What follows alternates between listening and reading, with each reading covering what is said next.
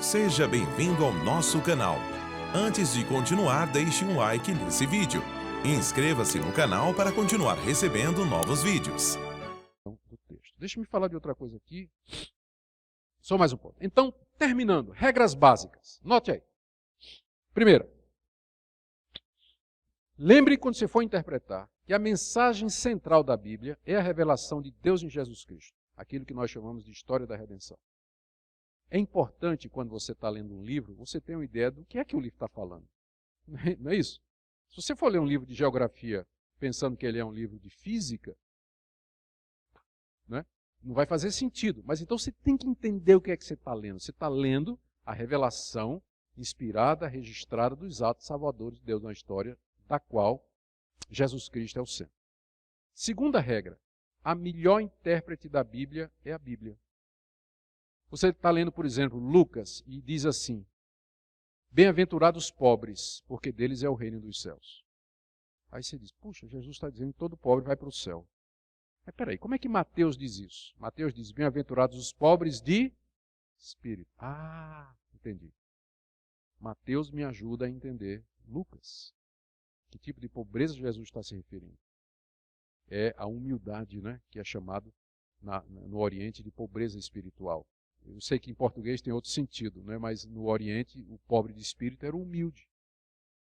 Ao contrário do altivo, né? Ao contrário do altivo. Então Mateus me ajuda a interpretar Lucas. Então essa é a regra número 1, chamada analogia da fé. Ou seja, a Bíblia é a sua melhor intérprete. Quando você encontrar uma passagem complicada, procure achar outras passagens que lancem luz naquela passagem mais obscura. Então, essa é a regra de ouro.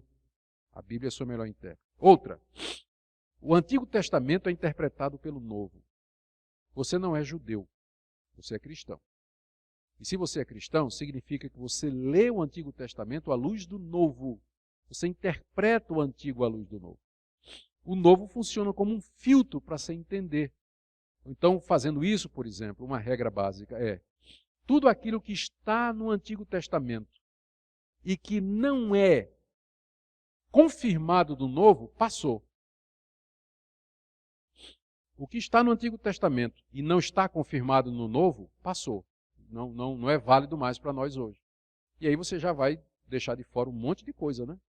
E vai deixar do lado de dentro um monte de outras, que são confirmadas no Novo Testamento. Então, você tem que ler o Antigo à luz do Novo, sempre, porque é essa a sequência da revelação. Tá? Você agora tem a revelação completa, você olha agora do fim para o começo. Olha do fim para o começo. Outra regra. O texto quer dizer o que o seu autor quis dizer. Pode parecer um truque, mas não é não. Deixa eu ilustrar. Pega a parábola do bom samaritano. Aquela parábola diz assim, que um homem descia de Jerusalém para Samaria e no meio do caminho os salteadores bateram nele, deixaram ele ferido à beira da estrada e foram embora levando tudo. Passou um sacerdote, olhou, fez de conta que não viu. Passou um levita, olhou, fez de conta que não viu. Aí veio um samaritano que não falava com os judeus, são dois povos inimigos. Mas o samaritano viu o coitado do judeu espancado e aí se apiedou dele, botou bálsamo nas feridas dele, colocou sobre o seu jumento, levou para uma hospedaria, deu 2 dinheiros lá, 2 denários ao dono da hospedaria e disse, cuide dele até que eu volte. Não é isso? E aí você pega essa parábola e faz a seguinte interpretação. O samaritano, o judeu que descia significa o homem perdido. Os salteadores é o pecado. E você fica lá à margem da estrada, é o homem que caiu em pecado. O levita e o sacerdote significa a lei que não pode salvar. O bom samaritano é Jesus, que derrama seu sangue, o vinho, nas feridas, levanta a pessoa, o ferido, o novo nascimento, coloca em cima do jumento, que é o evangelista, e leva para a estalagem, que é a igreja. E diz para o dono da estalagem, que é o pastor, tem aqui 2 moedas, que é o batismo e Santa Ceia, cuida dele até que eu volte, segunda vinda. Qual o problema com essa interpretação? Tem alguma coisa errada na interpretação? Não, porque não está correto, não é essa a história da redenção. Mas a pergunta é essa: Quando Jesus contou essa parábola, o que é que Jesus queria dizer? Quando você lê o contexto, aí você descobre. Alguém chegou para Jesus e disse assim: quem é o meu próximo? E Jesus então contou essa história para explicar que meu próximo é quem precisa de mim, ainda que seja o meu inimigo. É esse o sentido. O texto quer dizer o que Jesus quis dizer. Você não pode pegar a parábola do bom samaritano e dar outro sentido. Você está violando a intenção do autor. Está distorcendo. Não foi isso que Jesus quis dizer. Mas você vai encontrar pastor pregando no bom samaritano sobre isso. Já teve gente que pregou sobre a mãe do filho pródigo? Já ouviu falar? A mãe do filho pródigo. Ela nem aparece na história, mas o cara deduz. Primeiro tinha uma mãe, claro que tinha uma mãe, né?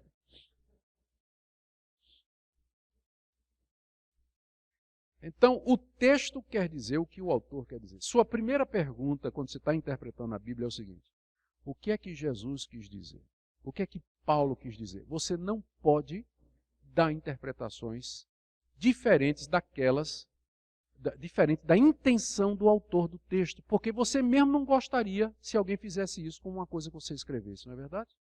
Você às vezes coloca uma coisa na internet, no Facebook, no Twitter, e alguém distorce as suas palavras. Você fica brabo, não fica? Epa, não foi isso que eu estou dizendo, não. Como é que você acha que Deus se sente quando você faz a mesma coisa com a Bíblia, né? Então, o texto quer dizer o que o autor quis dizer. E para você saber o que o autor quis dizer, você tem que ler, você tem que estudar, perceber pelo contexto, a sequência do pensamento, ligar as coisas e você vai saber o que é que ele quis dizer. E aqui isso me leva ao segundo ponto. O sentido natural deve ser preferido ao figurado.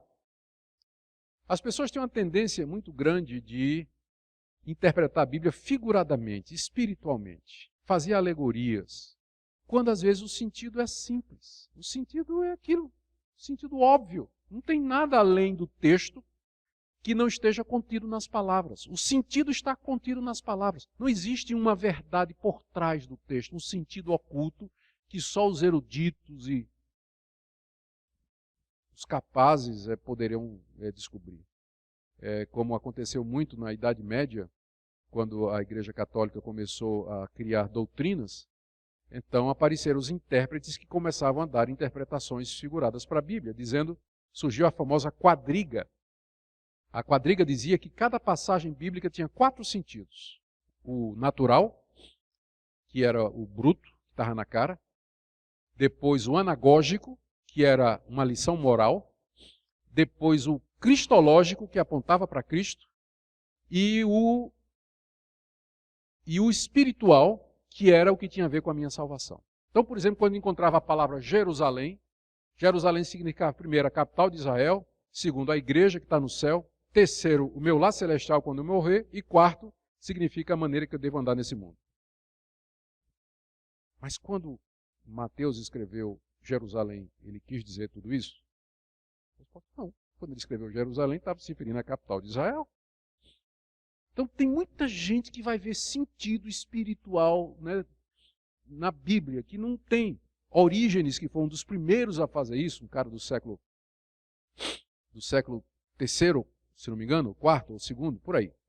Orígenes, ele comparou a Bíblia ao corpo humano, ao homem, dizendo assim: da mesma forma que o homem é corpo, alma e espírito, a Bíblia tem 3 sentidos, equivalente ao corpo, alma e espírito. O corpo é o texto, a letra que mata. Mas o sentido verdadeiro é o espírito, que está lá dentro escondido. E só os espirituais podem conhecer. A Bíblia é um livro fechado que só os espirituais podem conhecer. Você às vezes vê, o pastor prega, né, uma mensagem, e chega lá na saída a ovelhinha. Pastor, que coisa maravilhosa. Eu nunca vi isso na Bíblia. Não viu porque não está lá, né? O pastor foi buscar não sei onde, aquilo ali.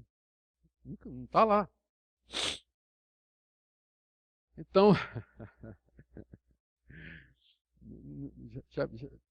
já me aconteceu de alguém me dizer isso: pastor, eu nunca vi isso na Bíblia. Eu sei. Então, prefira o sentido natural. O sentido primário é o sentido natural, lógico, óbvio, literal do texto. Quando o sentido literal for impossível, então a segunda opção é o espiritual. Por exemplo, Jesus disse, eu sou a porta. Se você interpretar literalmente, não faz sentido. Jesus não é uma porta de madeira. Logo, segue-se que Jesus está usando uma metáfora. O sentido é figurado. Então, a primeira tentativa sempre é sentido literal. Se não funcionar, se for absurdo, então é provável que você está diante de uma símile, de uma metáfora, de uma parábola, e aí você vai procurar pelo contexto para saber qual é o sentido que melhor cabe aí. Bom, cada texto, outra regra, olha, cada texto tem apenas um sentido, mas muitas aplicações. Cada texto tem só um sentido, não adianta procurar muito sentido, ele só tem um que é aquele pretendido pelo autor, mas ele pode ter muitas aplicações. Salmo 23, o Senhor é meu pastor, nada me faltará. Qual o sentido disso aí? É um sentido só, que Deus cuida de mim como um pastor cuida das ovelhas, ponto. Mas esse texto pode ser aplicado quando eu estou doente, quando eu estou desempregado, quando eu estou numa crise, quando eu estou me sentindo sozinho. Ele tem muitas aplicações, mas são derivações ou extensões do sentido, o único sentido do texto.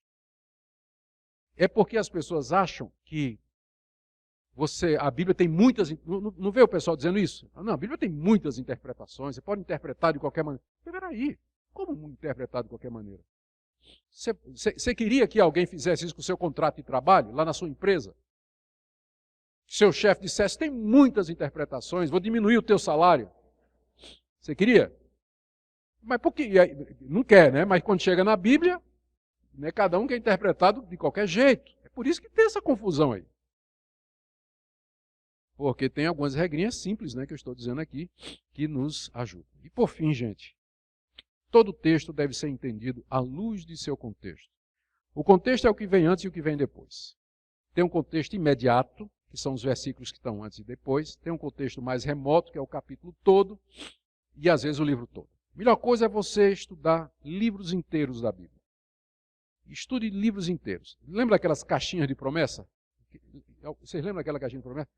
Misericórdia. Eu me lembro da caixinha de promessa. Uma caixinha bonitinha, cheia de versículos, assim, aqueles cartõezinhos. E o crente de manhã, todo dia, ele puxava um versículo, né? Até ajudava, né? Mas tudo bem. Mas o problema é que aqueles versículos, eles foram tirados do contexto. E eu me lembro da história de alguém que puxou um versículo que estava assim, um ao outro ajudou e ao seu companheiro disse, esforça-te. E virou até lema de campanha da SAF, eu me lembro. Né? É um texto de Isaías. Só que quando você vai ler o contexto, é um idólatra dizendo para o outro, vamos fazer um ídolo. Um idólatra ao outro ajudou e ao seu companheiro disse, esforça-te, queimemos a madeira, cortemos bem, façamos um ídolo, façamos um Deus. Era só ler o contexto, você vai ver. Que ali não dá para você usar como lema da SAF. Ou de qualquer outra coisa da igreja. Ali é um idólatra dizendo para o outro. Para fazer um Deus. Pela risada eu estou vendo que alguém usou já, né? Então, o contexto é importante. Você lê o texto em porções grandes.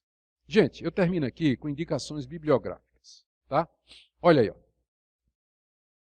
Um livro bom para quem quiser começar a estudar o Antigo Testamento. Na verdade, são dois. O livro de Arnold, Descobrindo o Antigo Testamento, e de Lassor, Hubbard e Bush, não é o Bush dos Estados Unidos não, tá? Introdução ao Antigo Testamento. Ambos são livros muito bons, fáceis de ler, são introduções introdutórias ao Antigo Testamento. Se você quiser o novo, o clássico, muito bom, completo, de gente crente, boa, firme e capaz, é Introdução ao Novo Testamento, de D.A. Carson, Douglas Moo e Leon Morris. 3 estudiosos muito crentes e muito capazes também. Geografia e Arqueologia da Bíblia. Recomendo 2 livros. O primeiro, eu acho que é o melhor, Panorama do Novo Testamento, do Gundry, e o melhor no Antigo é esse livro de Hill, Panorama do Antigo Testamento. Ele descreve os costumes, arqueologia, história do Antigo Testamento. Isso ajuda você a ler, a entender a vida desses homens. Se você quiser entrar no hebraico, tem uma gramática básica aqui, que é a de Futato, publicada pela Cultura Cristã em 2010. Ela é boa também. Grego, o livro aqui do meu sogro, Francisco Leonardo Schalkwijk, Pequena Gramática de Grego Neotestamentário. É um livro autodidata. Você dá para pegar um pouquinho de grego aí. Hermenêutica, que é a arte da interpretação, sugiro Princípios de Interpretação Bíblica do Berkhoff. É um livrinho, essa finuria assim, que traz muito do que eu falei aqui. Não foi que Berkhoff copiou de mim, não é? Eu peguei dele.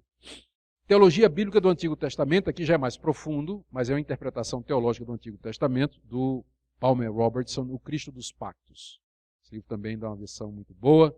No Novo Testamento, o melhor ainda é o do George Eldon Ladd. Ele é um batista pré-milenista, mas tirando esse pequeno defeito, a teologia dele é maravilhosa. E Metodologia Exegética, um livro que trata de exegese e interpretação, é o livro de Roy Zuck, A Interpretação Bíblica, Meios de Descobrir a Verdade da Bíblia. É um livro antigo, de 1994, mas continua sendo um livro muito bom. Essas indicações bibliográficas aqui... Aproveite também para nos seguir no Instagram e receber conteúdos exclusivos.